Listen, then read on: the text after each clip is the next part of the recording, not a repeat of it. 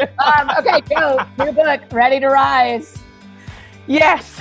Can't wait. We just had a long, beautiful conversation about it. Thank you for being on the show. Oh, thank you. And as we were going, we got into this conversation that I wanted to pull out and clip over here. Yeah. Of, you said one of your best friends in life is a single woman.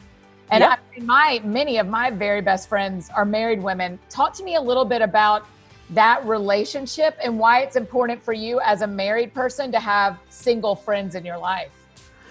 Yeah. I mean, we've been friends for nearly 30 years and she knows me. Yeah. She knows me and she sees me. She knows my weaknesses. And we have traveled through life together. And so she is like the kid's honorary godmother. We have talked through dates and heartbreak and loss. But both of us have lost our fathers over the years. We've talked through losses and big changes and stuff. She's come to see me here and come to the States a number of times. And I remember there was one time and the kids were very young and she just said, look, seriously, she just sat me down and she's like, what is going on with you? And it's that kind of friend. Yeah. But she also has the permission. freedom. She has that permission. And her thing is, look, I have the freedom and flexibility to do certain things that you don't. So I'm here. I'm coming in. And there was I've learned not to do the kind of escape artist thing of like, well, because we're in different stages of life, we can't speak into each other's lives. Yeah. And that because I'm married, I can't talk into your life as a single woman. Because you're single, you can't talk into my parenting, my married life. Because she knows me and she's committed to me and loves me, and likewise. And so it's been a very natural check-in that we have with each other. And I think it's important. I mean, I'm a firm believer in the extended family unit. And I grew up in an extended family unit where we had aunties who aren't biological aunties, who are single, who are married, who are divorced, who are widowed, and they were family. And I've always found it a little restrictive when we've limited it just to the people who are exactly like us in the exact same spaces, because we miss out on the richness of relationship. We miss out on the beauty that we can bring to each other if everything had to be same. And I think I've been disappointed at times when I assumed that because we were in the same life stage, we would get each other. That's not right. I mean, there are single people that we don't speak the same language as much as my married friends. And it was one of the big concerns when people started getting married. I had someone say to me, like, you should make some new single friends. And I do think there's value. You don't need to only be in marriage, but it's also like, so because she found a dude, we can't be friends like that. We're done. That doesn't make that's it. And the girl I Thank you for your service. the woman who disciples me is married with grown children. Yeah. And the young woman I disciple is married.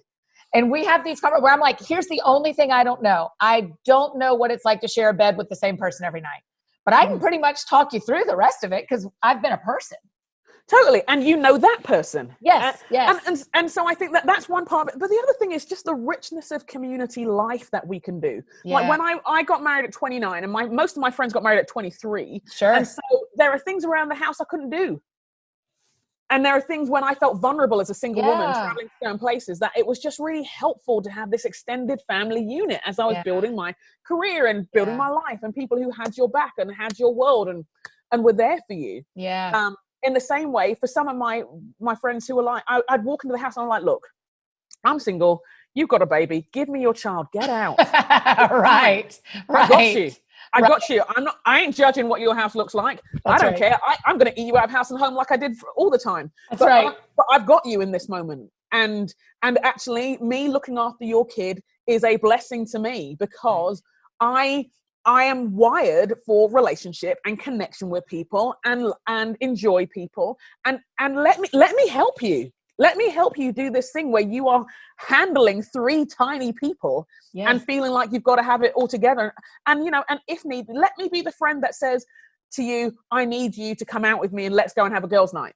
Yes. Let me be that person for you. And I found wherever we've lived, I've always made sure I have had a mix of friends. Yeah. And I remember talking to one of my friends here in Minneapolis, who's a single woman, and she's like, and I said, I sometimes feel odd when you're looking after the kids, not because you're wonderful with them, but she said, like, Joe, like, you're a friend. I don't need babysitting money. This is weird. Right. She's like, right. It's like, don't do that. Just let me. Let me just be over here. Yeah.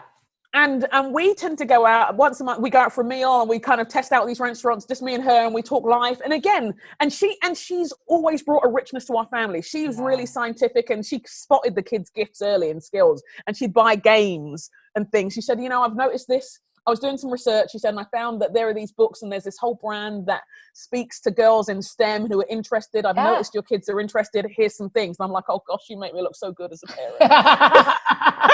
One of my best friends did the opposite for me this month, where she texted me yesterday and she said, hey, you bought my son these really great sheets today. So just so you know, you bought them. And she was like, when he calls to thank you, they're from you because he wanted you to give him the sheets. And I was like, I'll Venmo you. Great idea. It means so much to me when y'all as moms and as wives say, you're part of our family, because I feel that too, and we each need to have permission to go like, hey, let me step in. When married women say, when I'm asking questions about dating or process a relationship, and they say, well, it's been so long since I dated. I'm like, but you know me. And you know men. And so that's enough. You don't have to know absolutely 2020 to know how I behave and how they behave. We'll be fine. Totally. And I think there are just some things that we can rebuild in how we do community life. Like one of the things, and I learned this from a mentor, was when my mentor's children became teenagers, they got to choose another godparent. And so one of them asked me to be their godparent. And so then when my kids became teenagers, my youngest is like, she's not bothered yet. She's like, oh wait, but she's like selecting people. But my eldest chose Steph, who I host the podcast with, who a single woman leading. And she said, yeah, I want her to be my godmother. I choose her. And so when Steph got married and both the kids were involved in the wedding, she's like the honorary aunt of everybody and all of that. And it's just this ongoing life-giving connection to have a breadth in your relational group. Yes. My wedding is going to look like a daycare center, Joe. I mean, it is going to be so many kids. I'm going to be like, your parents the flower girl community. Yeah, that's right. The parents are invited, but this thing is for the little ones. I'm just imagining the kids coming more like classroom worth of kids. Just railing through. That is the dream. Sprinkling flowers. All the guests are covered in petals because of the sheer amount of. You got it. That's exactly it. We're going to have to do it outside just so people can run. They need space. We're just going to let them do. Are there snacks here on each chair, please? Yeah, that's right. Okay, friends, make sure you grab a copy of Ready to Rise. It's out now. Thanks, Joe. You're the best. Thank you.